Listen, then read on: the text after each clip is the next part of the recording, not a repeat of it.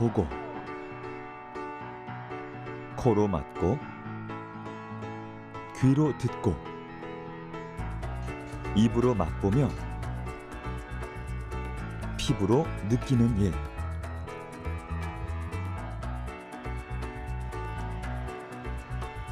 생활 속에서 셀 수 없이 반복하는 이 5가지의 일은 우리에게 그리 새삼스럽지 않은, 오히려 너무나 익숙한 일입니다. 때문에 감각이 전하는 정보가 무엇이든 아무도 의심하지 않죠. 하지만 감각이란 무엇인지, 어떤 과정을 통해 우리가 감각을 인지하는 것인지 또 다른 시선으로 바라볼 필요가 있습니다. 감각에 대한 새로운 생각. 베일에 쌓여있던 인체 감각의 실체를 지금부터 찬찬히 확인해 보겠습니다.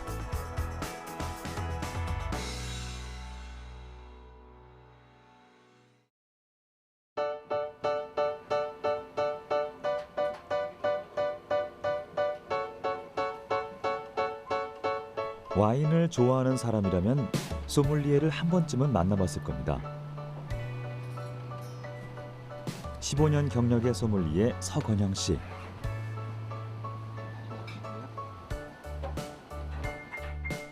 그는 고객에게 음식과 어울리는 와인을 추천하는 일을 합니다. 그 외에도 와인의 구매부터 선별, 보관, 와인 리스트 작성, 시음 평가 등 와인에 관한 전반적인 일을 담당하고 있는데요. 제작진이 확인하고 싶은 점은 소믈리에의 감각에 대한 것입니다. 와인을 시음하고 평가하는 그의 업무로 보아선 일단 미각과 후각은 필수적일 것 같은데요. 소믈리에에게 요구되는 감각은 어떤 것들이 있을까요? 각각의 와인마다 주는 캐릭터가 다양합니다. 다양한 캐릭터들을 느끼기 위해서는 단순히 맛만 보는 걸로는 부족하고요.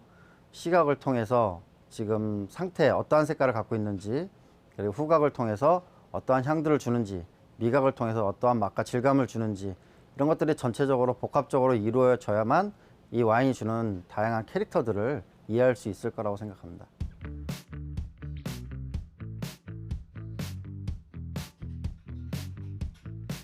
와인은 생산지와 빈티지에 따라 풍미가 천차만별로 나타납니다. 와인마다의 개성을 프로필로 정리해 놓으면 좋겠지만 보관 상태와 기간에 따라 시시각각 변하는 와인의 특성상 각 보틀이 가진 캐릭터는 오직 맛보는 이의 훈련된 감각에 의존해야 합니다. 시각을 통해 와인의 색을, 후각으로 향의 조화를, 그리고 미각을 통해 맛과 질감을 확인하는 소믈리에. 모든 감각을 열어두고 복합적으로 느껴지는 하나하나의 감각에 집중하는 일이란 결코 쉽지 않은 일일 텐데요. 모든 일이 그렇듯 소믈리에의 일을 하기 위해선 감각의 훈련이 필요하다고 합니다. 와인이 주는 다양한 향들을 또는 맛들을 한꺼번에 느끼기엔 어렵습니다. 그렇다면 거기서 하나하나 맛과 향들을 찾아내야 되는 겁니다. 그렇다면 가죽 냄새라 그러면 제가 미리 가죽 냄새를 맡아서 그걸 기억을 하고 있었어야 될 거고요. 만약에 어떤 낙엽 냄새라면 낙엽 냄새를 맡아서 그것들을 기억을 하고 있었어야 될 거고요. 만약에 어떤 사과 맛이다, 사과 향이다, 아니면 딸기 향이다, 딸기 맛이다 라면 이런 개체들에 대한 맛과 향들을 여러 반복을 통해서 훈련을 해서 기억을 하고 있어야겠죠. 그래야만 와인을 한 병을 테이스팅했을 때 이건 어떤 향이다, 어떠한 맛이다 라는 것들을 여러 가지들을 말씀을 드릴 수 있는 거겠습니다. 소믈리에가 감각을 동원해 복합적인 와인의 풍미를 분석 수집하고 기억 속에 저장된 정보와 합쳐 하나의 와인 캐릭터로 완성하듯 우리는 감각의 기능을 통해 어떠한 실체를 구현합니다. 그렇다면 감각을 통해 우리 몸에 들어오는 수많은 정보들은 모두 구체화되는 걸까요? 아니면 선별된 정보만 우리가 인식하는 걸까요? 감각의 행보를 조금 더 깊이 살펴보기 위해선 하나씩 짚고 넘어가야 할 필요가 있습니다.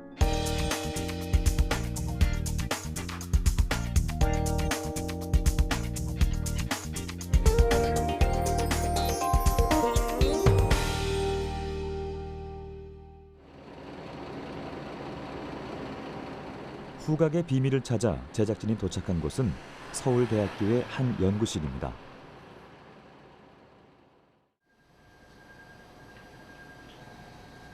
박태현 교수팀은 정부 출연 연구기관과의 공동 연구를 통해 바이오 나노 전자코를 개발했습니다.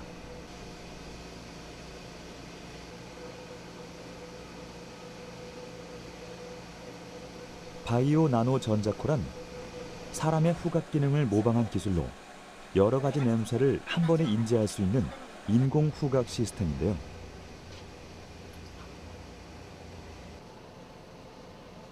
인체의 감각 중 잘 알려지지 않은 후각의 인지 경로를 바이오 나노 전자코 개발을 통해 그대로 재현한 것입니다.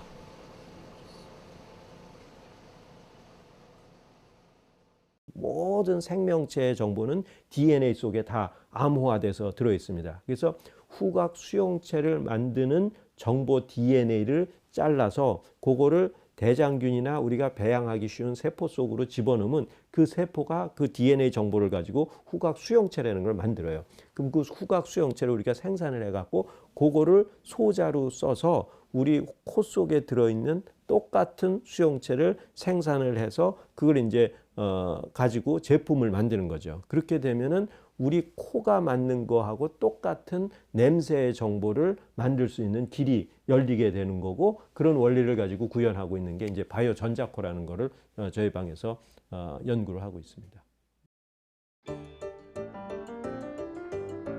공기 중에는 보이지 않는 수많은 종류의 냄새 물질들이 떠다닙니다. 우리는 그 냄새들을 모두 인식하는 걸까요? 놀라운 사실은 코에게 선택받은 냄새 물질만 우리가 인지할 수 있다는 것입니다. 다시 말해, 인간의 후각 기능은 후각 수용체의 역할에 달려 있습니다. 후각 수용체란 냄새 물질을 선택적으로 결합하는 단백질로 후각 신경세포막에 발현돼 있습니다. 약 400개가 존재하는데 각각의 후각 수용체는 서로 다른 냄새와 결합합니다. 예를 들어 후각 수용체들에게 번호를 매겨볼까요? 어떤 냄새 물질이 비강 점막에 닿았을 때 3번 수용체가 결합한다면 그 냄새는 3번 수용체와 짝이 맞는 것입니다. 마치 자물쇠와 열쇠처럼 말이죠. 그렇게 만난 냄새 물질과 후각 수용체는 미세한 전기 신호를 일으킵니다. 그리고 그 신호가 후각 신경을 타고 이동해 뇌에 도달했을 때 우리는 비로소 해당 냄새를 인식할 수 있는 것입니다. 그러니까 시각의 정보를 받아들이는 그런 장치는 이제 카메라라는 게 있고, 우리가 귀가 듣는 소리라는 정보는 녹음기가 받아들입니다. 그리고 지금 이제 태블릿 PC는 우리의 촉감까지 느끼는 거죠. 그 세 가지의 감각을 느끼는 가전제품은 전부 우리 스마트폰 속에 이미 들어와 있습니다. 그런데 나머지 두 개의 감각인 후각하고 미각은 우리 스마트폰 속에도 없고, 냄새를 맡는 가전제품, 맛을 보는 가전제품이 없어요. 그 이유는 이 두 가지 감각은 화학적인 감각인데, 화학적인 감각이라 하면 뭐냐면 이런 그 화학적인 분자를 인지하는 감각이 되겠습니다. 2000년대로 들어오기 전까지 후각의 경로는 베일에 쌓여 있었습니다. 냄새 물질의 화학적 분자 구조의 특징으로 후각의 원리를 밝히려는 시도는 수십 년간의 연구에도 불구하고 결국 실패로 돌아갔죠. 같은 분자 구조를 가지고 있어도 조건에 따라 전혀 다른 냄새가 났기 때문입니다. 미스테리어스 센스. 90년대까지 후각은 연구자들에게 결코 이해할 수 없는 감각이었습니다. 하지만 후각 수용체로의 새로운 접근은 연구의 결정적 실마리가 됐습니다.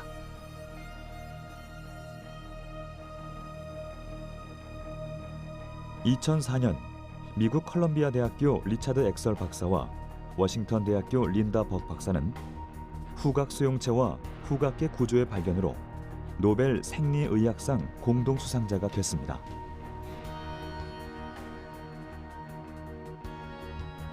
냄새 분자와 결합한 후각 수용체의 전기 신호가 뇌의 중추신경으로 전달돼 냄새의 패턴으로 뇌가 기억하게 된다는 논문 내용은 세계 후각 연구의 새로운 장을 열었죠.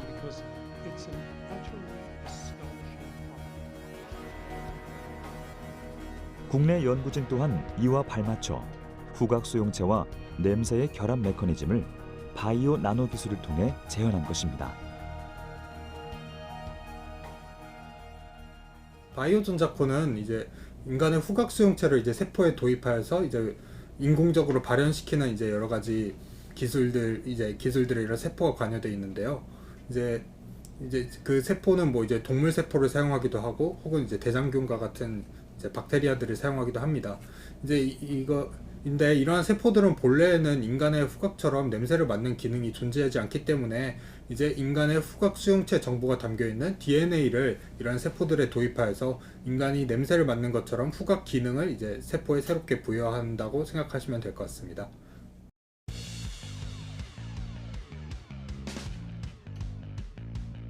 이제 우리는 후각의 원리 속에서 핵심적인 역할을 하는 것이 후각 수용체라는 걸 알 수 있습니다.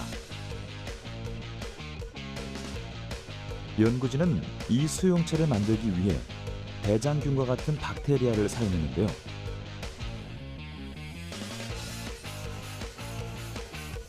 배양한 세포 속에 인간의 후각 수용체 정보를 담고 있는 DNA를 주입하면 세포는 이제 후각 수용체의 역할을 할 수 있습니다.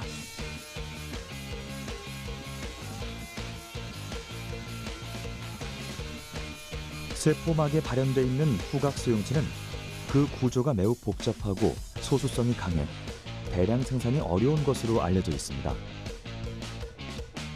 하지만 연구진은 유전자 재조합 기술을 이용해 인간의 후각 수용체 유전자 클로닝에 성공했습니다.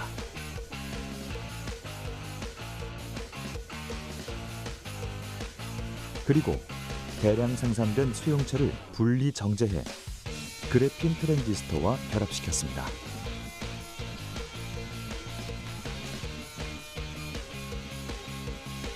후각 수용체가 만들어졌다면 이제 냄새 물질을 주입할 차례입니다.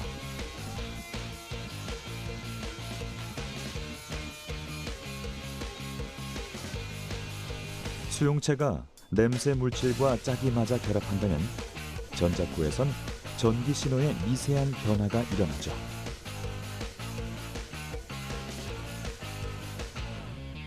우리의 뇌에서 냄새를 인지하는 경로가 눈으로 확인되는 순간입니다.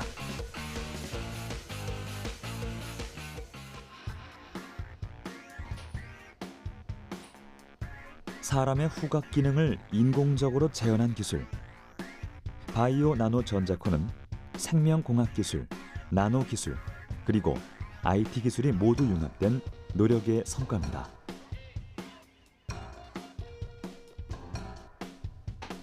이러한 후각 메커니즘에 대한 연구는 인체의 비밀을 밝혀내는 역할 외에도 생활 속에서 다양하게 활용할 수 있습니다.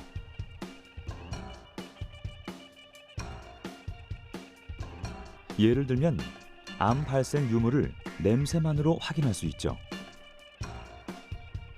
암세포를 지닌 사람의 호흡 속에는 건강한 사람과는 다른 물질이 포함되어 있는데요. 내쉬는 숨만으로 암을 발견할 수 있다면 복잡한 검사 과정을 생략할 수 있을 뿐 아니라 조기 발견이 가능하기 때문에 생명 연장의 새로운 길을 제시할 것입니다.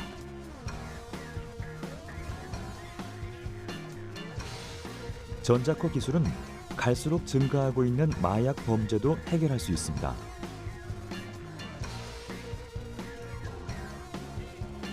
마약 탐지견의 후각 기능을 전자코가 대신할 수 있기 때문입니다. 또한 테러의 수단이 되고 있는 폭발물 감지도 가능하죠. 우리의 식탁 위에 올라오는 식자재의 신선도 또한 냄새로 측정할 수 있습니다. 건강과 직접적으로 연결되는 식품의 신선도와 부패 여부를 간편하게 확인할 수 있는 기술.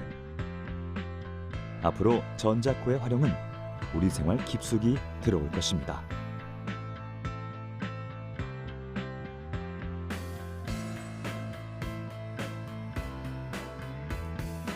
인체의 후각 기능을 연구하면 그 연구를 바탕으로 모방 기술을 개발하고 그 결과는 또다시 후각의 비밀을 밝히는 데 사용됩니다. 결국 종착지는 우리 몸의 신비로움을 과학으로 증명하는 것이죠. 후각 연구는 이제 그 길 위에 올라섰습니다. 그리고 세계의 연구자들이 주목하고 있는 것은 바로 냄새의 표준화입니다. 어떤 그 빨간 스포츠카가 흠집이 났다. 그러면 그 색깔의 페인트 코드를 갖고 가면 페인트 가게에 가서 똑같은 색깔을 가질 수가 있는데, 우리가 냄새는 형용사도 없고 대화를 할 수가 없어요. 예를 들어서 된장국 냄새를 맡아보지 않은 미국 친구한테 그렇게 얘기했고 이 친구가 무슨 냄새인지 알 수가 없는 거죠. 그러면은 이런 그 냄새를 얘기할 수 있는 기본적인 전 세계가 통용할 수 있는 유니버설 코드가 구현이 될 수가 있는 거죠. 바이오 전자코를 이용을 해서.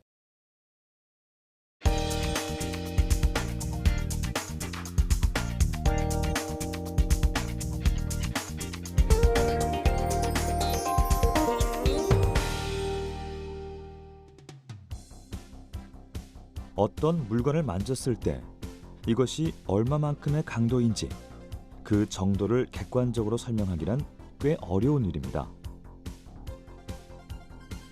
하지만 사물의 촉각 정보를 표준화된 수치로 제시할 수 있다면 이야기는 달라지지 않을까요?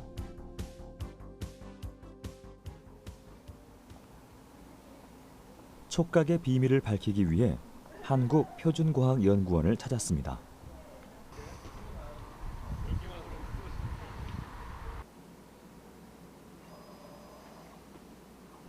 질량힘센터의 김민석 박사팀은 사물의 촉각 정보를 수치화하고 판별할 수 있는 로봇을 개발했는데요.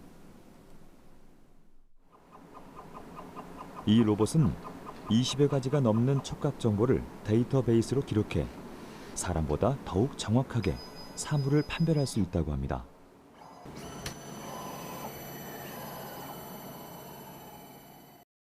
이 촉각 로봇은 사람의 피부와 같은 기능을 하는 촉각 센서를 이용해서 재질의 촉감을 측정하고 이를 통해서 이를 판별하는 그런 로봇이 되겠습니다. 사람의 피부는 사람이 촉감을 느끼기 위해서 피부는 여러 가지 측정을 한꺼번에 수행합니다. 가령 예를 들자면 얼마나 이제 거친지, 그다음에 차갑지, 뜨거운지, 그다음에 이게 잘 미끄러지는지 안 미끄러지는지, 그다음에 이게 푹신한지 딱딱한지 이런 걸 동시에 한꺼번에 수행하게 되는데요. 이 촉각 로봇도 사람의 그런 그 피부의 기능을 똑같이 모사를 해서 그런 거칠기라든가 온열감이라든가 강도나 마찰력들을 동시에 측정할 수 있도록 만든 것입니다. 촉각은 피부에 넓게 분포하고 있는 5가지 감각점을 통해 자극을 인지할 수 있습니다.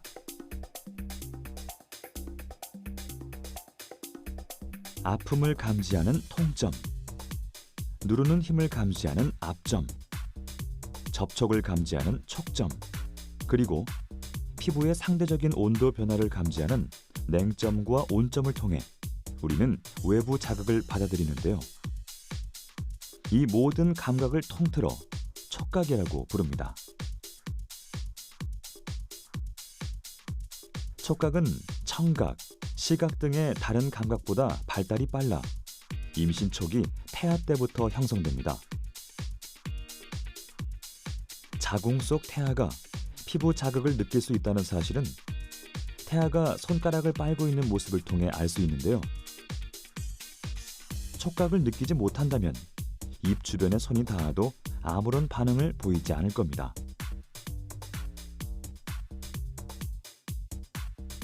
이미 태아는 8주 차에 미세한 피부 감각을 느끼고 12주가 되면 어른이 느끼는 촉각을 모두 느낄 수 있다고 하는데요.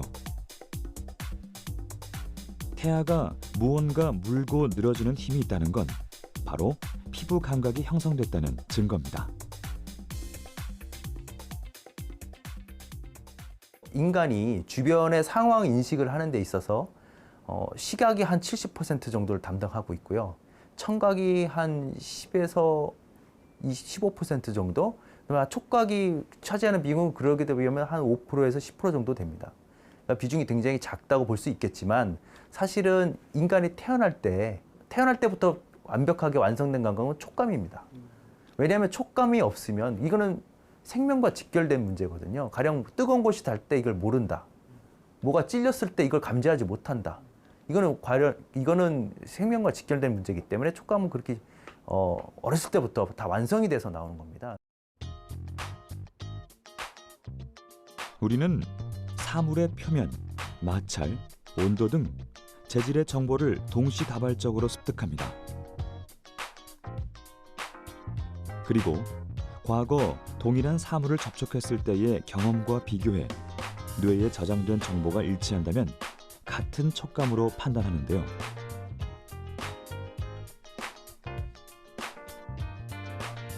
연구진이 개발한 촉각 로봇도 이와 같은 원리로 구동됩니다. 사람의 감각점 역할을 촉각 센서가 대신하는데요. 촉각 센서의 표면에는 사람의 지문을 모사한 돌기 패턴이 형성되어 있습니다. 돌기가 사물의 표면을 문지르고 이때 발생하는 진동으로 거칠기와 마찰력을 측정하는 것이죠.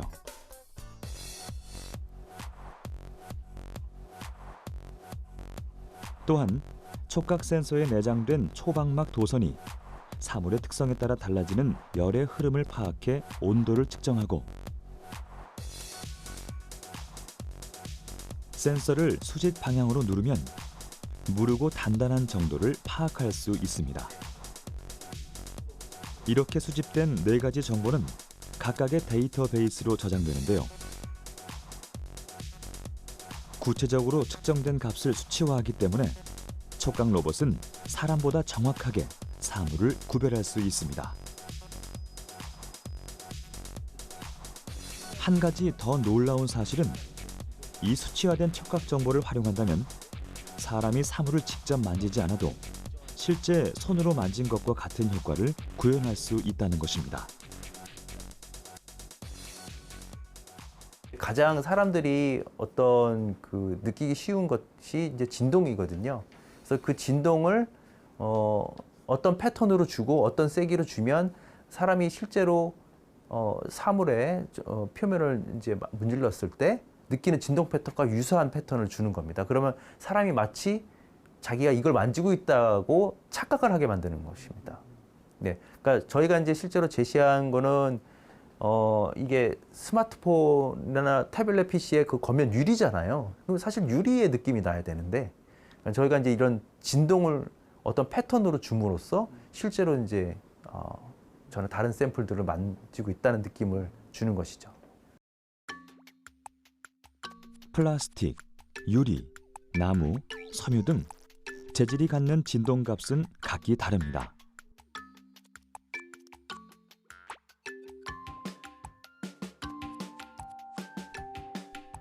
만약 로봇이 판단한 재질이 나무 조각이라면 측정된 수치만큼의 진동을 디스플레이 화면에 구현할 수 있는데요. 단지 매끈한 유리 화면을 만지는 행위일 뿐이지만 미세하게 울리는 진동만으로도 실제 내가 나무 조각을 만지고 있다는 착각을 유발할 수 있습니다.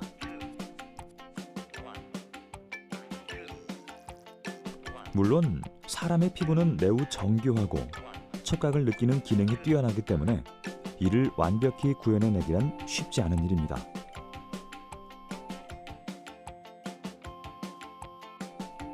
현재 기술은 진동을 통해 사물과 유사한 느낌을 전달하는 수준인데요. 분명한 사실은 이와 같은 촉각 정보의 수집은 거칠기, 마찰력, 온도, 강도 등 촉각이라는 감각을 표준화하기 위한 확실한 실마리를 제공했다는 것입니다.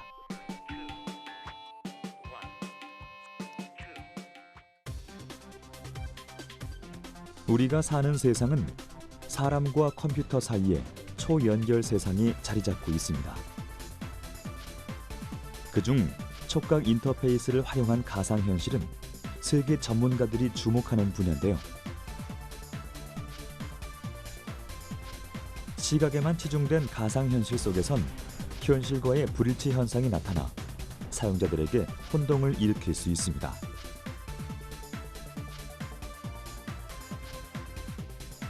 이러한 문제를 해결하기 위한 방법이 바로 촉각 기술의 접목인 것이죠.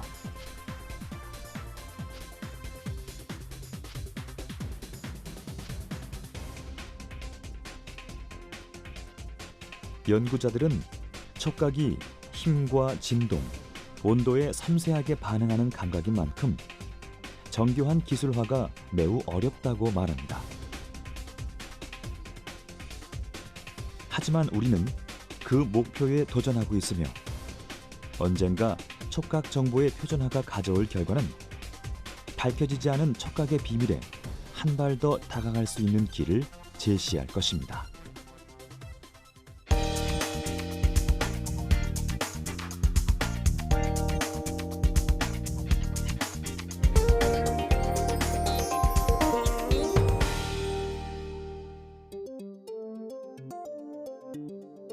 우리는 일상생활 속에서 자연스럽게 소리 정보를 인식하고 이에 맞게 반응합니다. 공기를 통해 전달되는 소리의 진동이 수용기인 달팽이관에 전달되면 우리는 소리를 인식하기 때문이죠. 하지만 소리의 경로가 반드시 공기라는 매질로만 이루어지는 것은 아닙니다. 먼저 귀의 구조를 살펴보면 귓바퀴에서 수집된 소리는 웨이도, 고막으로 전달되고 이소골에서 증폭되어 곧장 달팽이관으로 전달됩니다. 수용기인 달팽이관은 림프액으로 가득 차 있습니다. 그 안에는 유모세포가 자리 잡고 있는데요. 이 유모세포는 증폭된 파장을 받아들이고 자극량을 전기 신호로 변환하는 데 중심적인 역할을 담당합니다. 이렇게 전기 신호로 변환된 파장이 청신경을 따라 뇌로 정보를 전달하고 그때서야 우리는 소리를 인지하게 되는 것이죠. 그렇다면 소리의 또 다른 경로는 과연 어떻게 이루어지는 걸까요? 그것은 청각 메커니즘을 구현한 골전도 청음기를 통해 알 수 있습니다.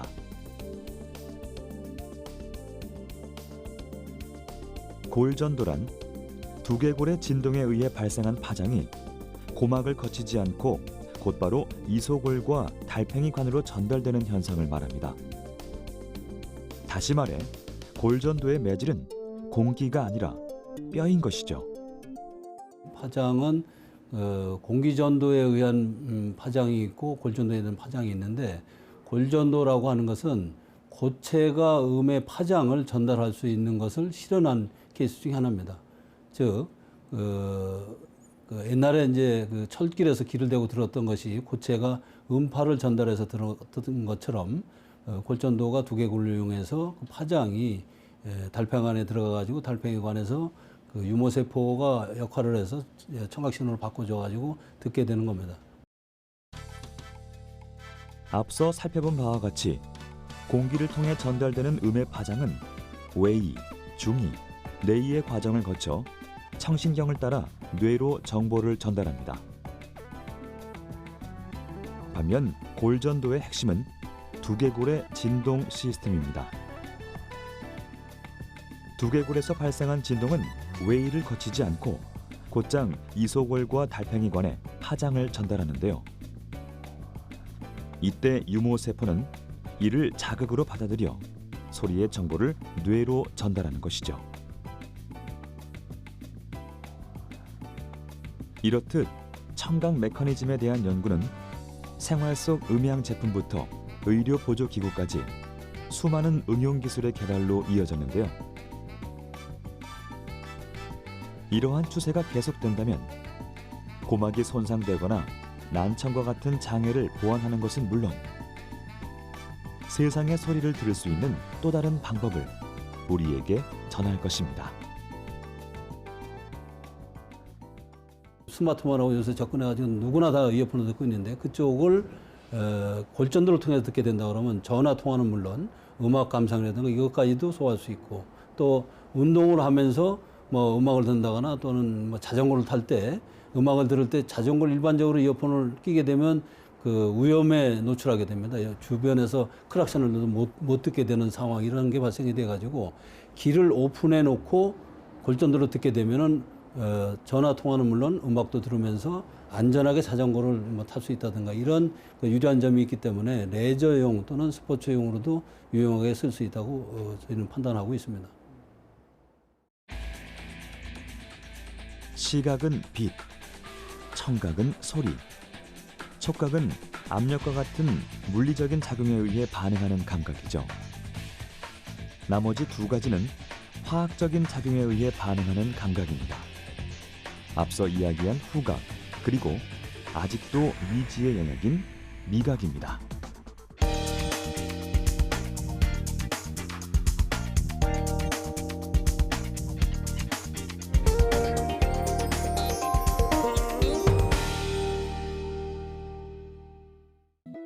입은 맛을 느끼기 위한 경로의 첫 번째 관문입니다. 그리고 혀에선 맛 물질이 미뢰를 통해 전달되죠. 많은 사람들이 혀의 부분에 따라 각기 다른 맛을 느낀다고 알고 있지만 사실 미뢰는 혓바닥 전체에 분포되어 있어 우리는 혀 전체로 맛을 느낄 수 있습니다. 그렇다면 단맛, 짠맛, 신맛, 쓴맛, 그리고 감칠맛까지 우리가 느끼는 맛은 이 5가지 뿐일까요? 미각의 숨은 비밀을 찾기 위해 한국식품연구원을 찾았습니다.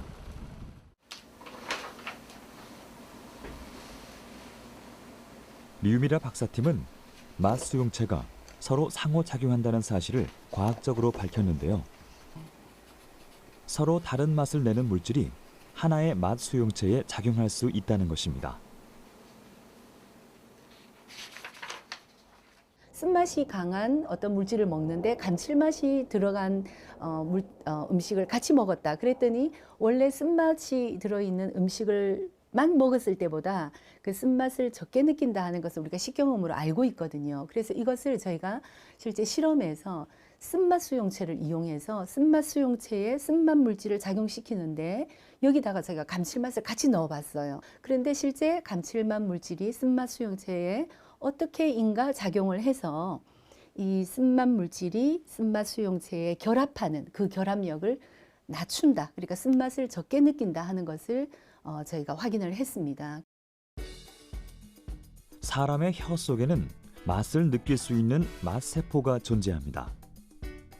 그리고 맛세포 속에는 개별적인 맛을 받아들이는 수용체가 자리 잡고 있죠. 어떤 맛 물질이 각자에 맞는 수용체와 결합하게 되면 세포가 반응하며 전기 신호를 일으키는데요. 이 신호가 미각신경을 거쳐 뇌에 도달하면 우리는 5가지 기본 맛을 분별하게 되는 것입니다. 이처럼 미각은 맛 물질과 수용체의 화학적인 결합으로 이루어집니다.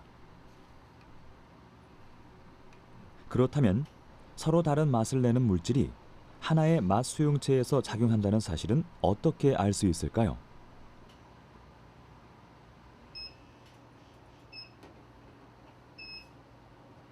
연구진은 짠맛 성분과 감칠맛 성분을 가지고 세포의 맛 신경 변화를 관찰하는 비교 실험을 진행했습니다. 세포에 DNA를 주입해 미각 수용체 역할을 하도록 준비한 다음 2개의 세포군을 만들었습니다.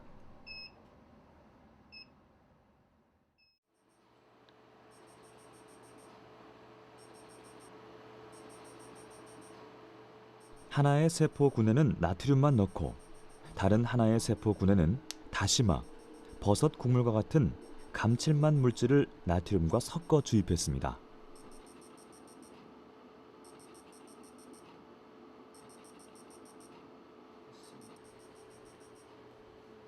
두 세포군의 맛신경 반응을 확인해 본 결과 나트륨만 주입한 세포보다 감칠맛과 나트륨을 함께 주입한 세포가 짠맛에 더 강하게 반응한다는 것을 확인할 수 있었습니다.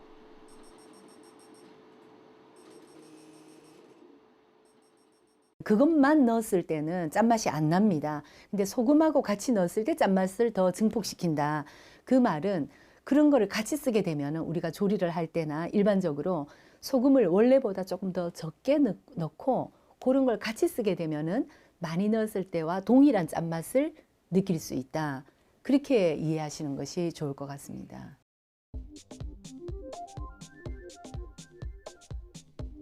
실험 결과를 다시 해석하면 소금을 적게 사용한다 해도 밑간 재료를 활용한다면 원하는 농도의 짠맛을 낼 수 있다는 것입니다. 그러나 현재까지 짠맛의 인지 경로가 완전히 밝혀진 것은 아닌데요.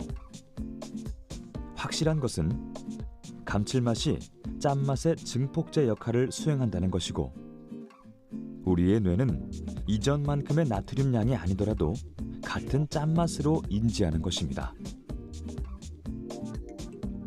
이러한 연구 결과는 짠맛의 이동 경로에서 감칠맛이 어떠한 작용을 했다는 것을 증명합니다. 미각의 새로운 발견은 이뿐만이 아닙니다. 맛세포 속에 존재하는 수용체가 신체의 장기 곳곳에서 발견된 것인데요. 최근 연구에 따르면 쓴맛, 단맛, 감칠맛 수용체가 음식물의 소화와 흡수를 담당하는 위장, 소장, 췌장을 비롯해 기도와 정자에서도 발견됐습니다. 입이 아닌 체내 장기 속에 왜 미각 수용체가 존재하는 걸까요? 연구진들은 맛 수용체가 체내 기관의 생리적 역할에 깊이 관여하는 것으로 추측하고 있습니다. 입속에 있는 미각 수용체는 그 쓴맛 물질을 인지해서 그 쓴맛 물질 종류가 뭐든 쓴맛 물질을 인지해서 맛 중추에 신호를 보내는 작용을 하잖아요. 그 작용은 동일합니다. 그런데 똑같은 수용체가 혀에 발현되어 있는 똑같은 수용체가 장에 있을 때, 허파에 있을 때, 기관지에 있을 때 서로 다른 조직에 있을 때는 각각 그 조직에서 가장 필요로 하는 기능을 수행하고 있다. 그것은 맛을 감지한다기보다 그 맛을 띠는 화학 물질의 그를 정확하게 수용해서 반응을 일으킨다. 이제 그렇게 이해를 하시면 될 것 같습니다. 미각 메커니즘에 대한 연구는 세계적으로 관심이 집중되고 있습니다. 맛 수용체의 새로운 발견과 보고되지 않은 수많은 수용체 간 상호작용의 원리는 여전히 미각이 미지의 감각이라는 것을 의미하고 있죠. 아직 가시적인 성과에 도달하는 데 많은 시간과 노력이 필요하지만 우리가 미각의 새로운 영역을 계속해서 밝혀낸다면 제6의 맛, 제7의 맛을 찾아낼 수 있을 것입니다.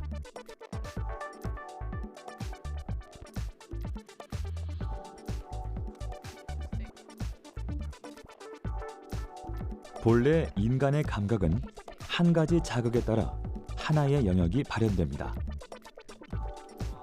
하지만 때로는 한 가지 자극에 여러 감각이 발현되는 놀라운 현상이 나타나기도 하죠. 인체의 또 다른 감각, 바로 공감각입니다.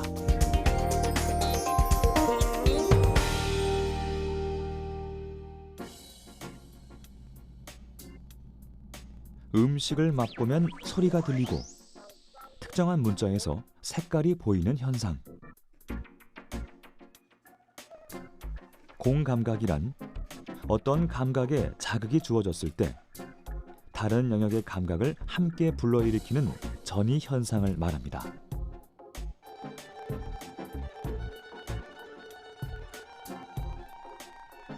다시 말해 한 감각이 다른 감각을 유발해 두 가지 감각을 동시에 느끼는 것을 뜻하죠.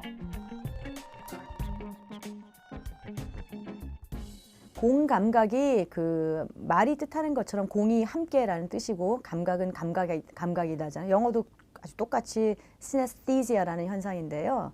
이 현상은 뭐냐면 우리가 어떤 대상을 볼 때 그것이 색깔이랑 관련이 없는 대상인데 항상 색깔과 연합되어 있는 감각을 느낀다든지, 그래서 왜 음악을 들으면서 음악이 색상으로 느껴진다든지, 아니면 그 가장 흔한 공감각이 어떤 거냐면은 글자나 숫자에 색깔이 연합되어 있는 현상이에요.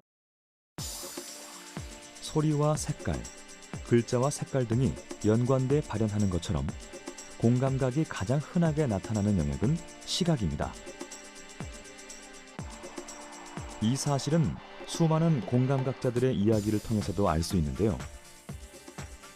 프랑스 천재 시인으로 알려진 아르투르 랭보는 알파벳 A를 검은색, E를 흰색, U를 초록색 등으로 묘사한 공감각자입니다. 또한 세계 3대 테너로 불렸던 루치아노 파바로티도 각 음표에 특정한 색이 보여 자신의 노래를 그렸다라고 표현했죠.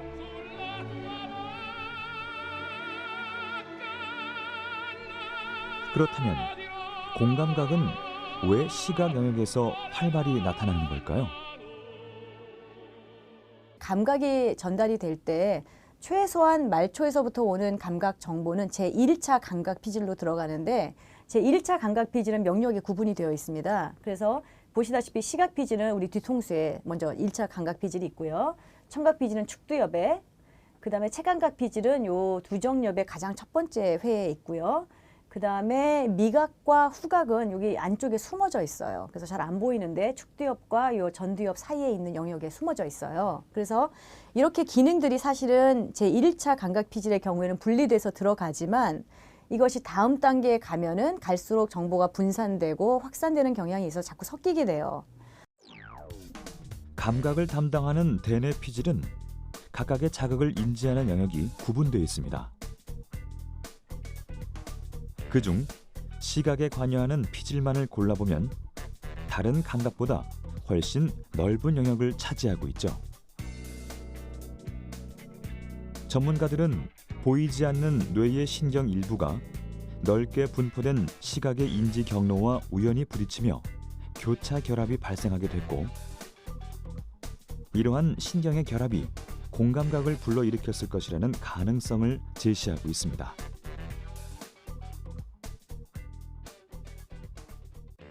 사람이 굉장히 시각적인 동물이잖아요. 그래서 심지어 대뇌 피질을 쫙 펴놓고 시각 기능과 관련된 피질만 이렇게 골라보면은 직접 간접으로 관련되는 피질이 한 전체 피질의 50%예요.